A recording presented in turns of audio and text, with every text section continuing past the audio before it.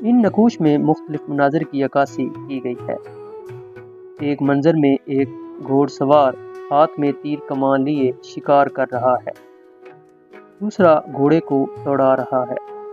ایک سین میں گھوڑے بما سواروں کے قطار اندر قطار کھڑے ہیں، جیسے پرانے زمانے میں جنگ کے لیے تیار ہوتے تھے، گویا کہ جنگ کا منظر عکس بند کیا گیا ہے۔ اسی چٹان پر دو آدمی ہاتھی پر سوار ہیں جو کمان سے تیر چلا رہے ہیں۔ ایک جگہ پر بدھ سٹوپا کندہ کیا گیا ہے۔ ایک اور مقام پر قربان گاہ کا منظر پیش کیا گیا ہے۔ ایک آدمی سینگوں والا ہود پہنے ہوئے ہے، اس کے ہاتھ میں خنجر موجود ہے، دوسرے ہاتھ میں ایک آدمی کو دبوچا ہوا ہے۔ یہیں گولدارے کندہ کیے ہوئے ہیں جو سورج دیوتا کی پوجا کی عکاسی کرتے ہیں۔